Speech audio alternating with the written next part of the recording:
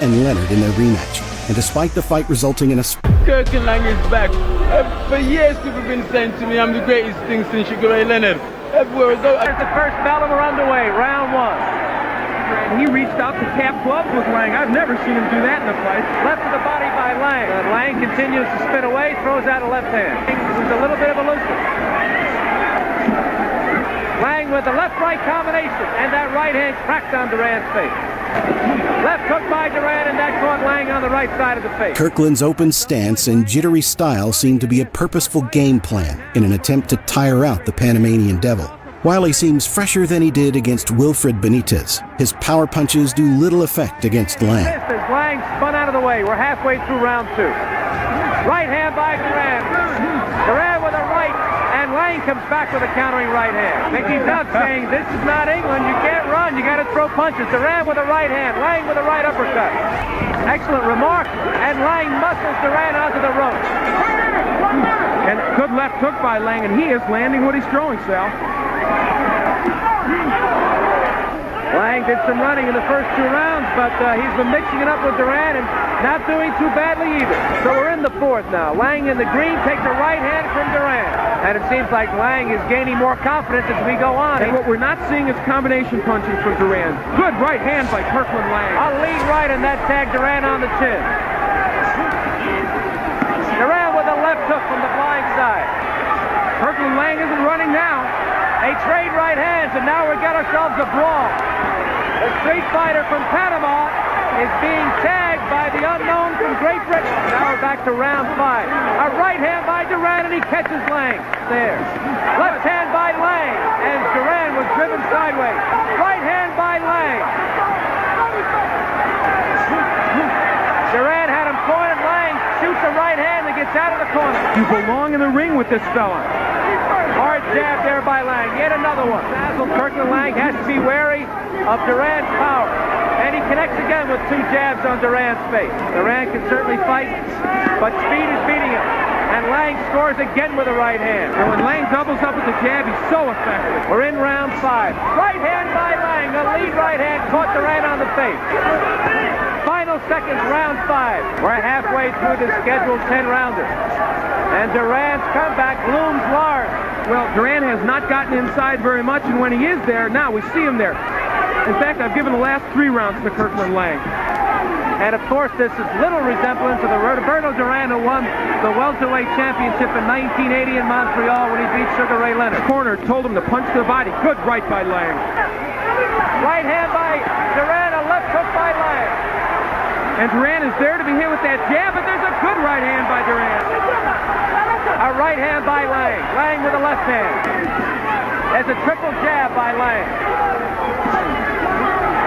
You're watching. Round 7 sees Laing at his best, and despite the punching stats for the two fighters being neck and neck, it's clear Laing is doing the better work. Duran's usual spring in his step is nowhere to be seen, and Laing's southpaw style and snappy left jab continuously catch Roberto unawares. A right hand by Laing, and that caught Duran flush on the jaw. The last round I gave him by the barest of margin. Oh, big uppercut by Laing. But now Duran has stopped. For the remainder of this round, if I was Kirkland Laing, I'd try and box Duran. I would not stand inside with him, which he was doing before. Duran looked much like this, although he came back to win that fight. For round 8, it's scheduled for 10. Duran with a thunderous right hand. He caught Laing. One of the big problems is the timing for Duran. His timing is just so far off. A left hand by Laing. And here in round 8, Laing has not moved back a step.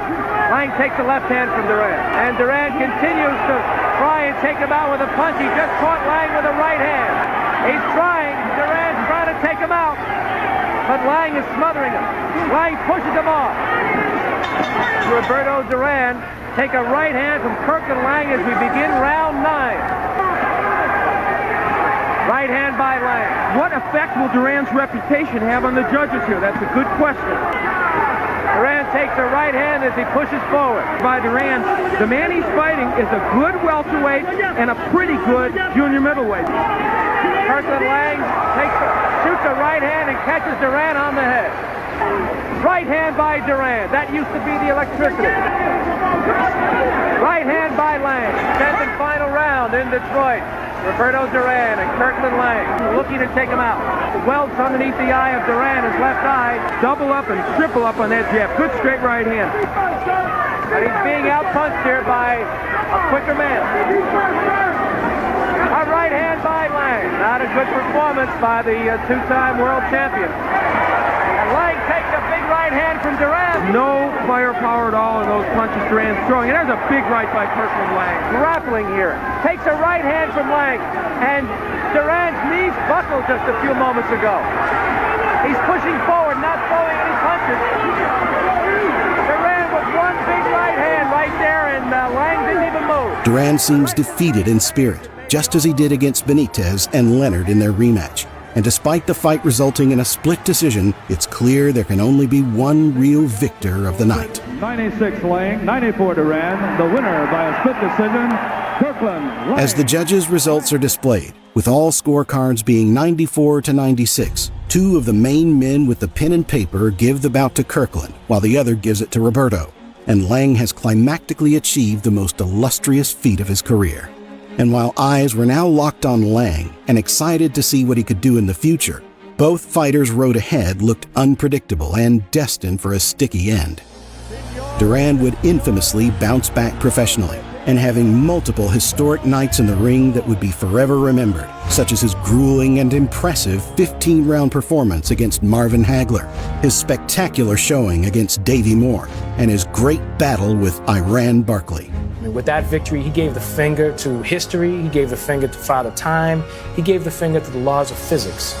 Duran eventually won back the respect of boxing fans after his disgraced showing against Ray Leonard in their second bout, and has since become one of the most decorated, celebrated, and unreplicated fighters of all time.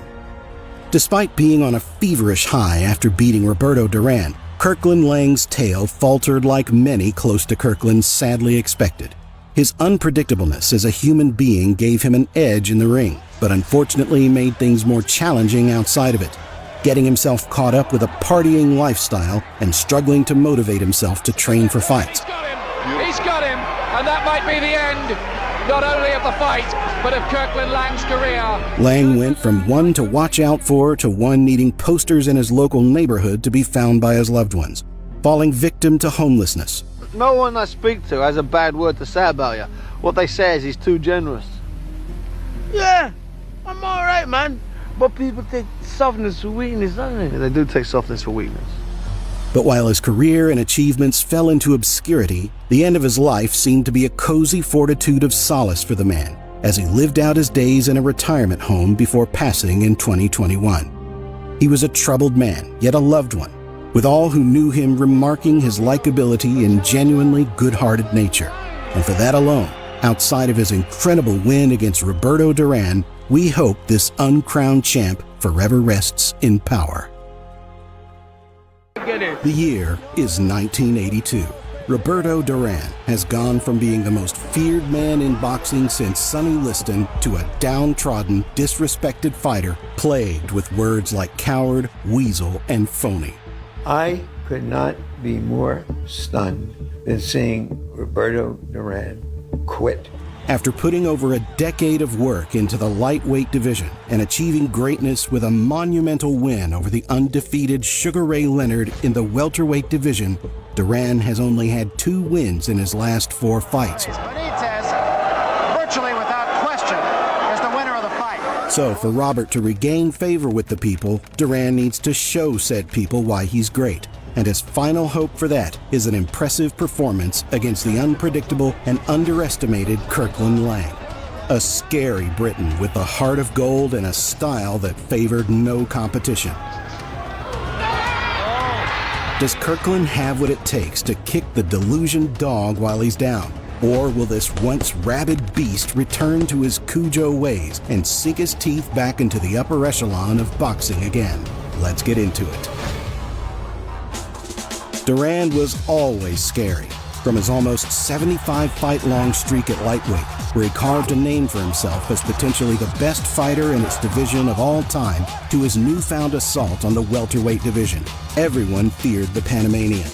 Duran, this guy was giving Duran a tough fight, so at the 14th round, Duran knocked him out, and then everybody's sad. And so what Duran says when they say, Duran, what do you feel? He's in a coma, the possibility he may not live. And then Duran said, "Puh, next time I be in shape, he won't go to the hospital, he goes to the fucking morgue."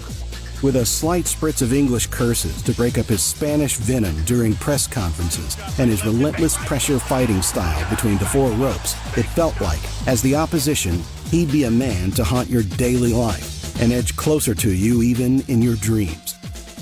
Manos de Piedra's tag is so perfect for him because it feels like his hands feel like bricks. But while he had this monstrous reputation, which he purposely did little to insinuate otherwise, his loss to Ray Leonard found many fans arguing just how scary this man was all along, to give up the way he did when losing. And while excuses from him and his camp have been given over the years to do with his weight loss, stomach cramps, and just overall unwellness going into the fight, it didn't change the people's perception. There's nobody that could do anything that would help this man with the destruction of his reputation or the doubt that's been cast upon his reputation. And he's going to be out of boxing. You got to live there for the rest of his life. It's going to be a real traumatic experience. Just 2 fights later, Duran lost again to the former champion and honorary 5th king of the 4 rings, Wilfred Benitez, in a stunning display that was even more conclusive than the first 6 rounds of the infamous No Mas fight. But now he was looking to rebuild with a victory against a tough-as-nails opponent that was near impossible to look good against no matter how well you fought. The gifted one, Kirkland Laing. We might have been a bit surprised how quickly that fight finished, were you? Certainly not. Kirkland Laing was an anomaly in his time in boxing, with next to no defense, but a strong, swarming style that could cause problems for all. No one lined up to fight him. However, when progressing through British boxing, Laing eventually made it to the British world title level, where he fought and got knocked out by the future world title challenger Colin Jones. You both came together a year later, almost exactly a year later. Did you think that it was going to all be the same again at this point? No, impossible. I thought there's no way this man can beat me again. There it was. Oh. And after soon losing another fight to the lesser-known Reggie Ford, it seemed like the gifted one was running out of magic. But now is his chance to redeem his misfortune and past mistakes with his most incredible fight yet, a shot against the once dominant champion Roberto Duran in a 10-round war. It was up to him to either capture the greatness he'd been offered or finally say goodbye to his last chance at being a remembered name in the boxing history books. As the referee brings the two together and recounts the rules, the men touch gloves and the bell rings.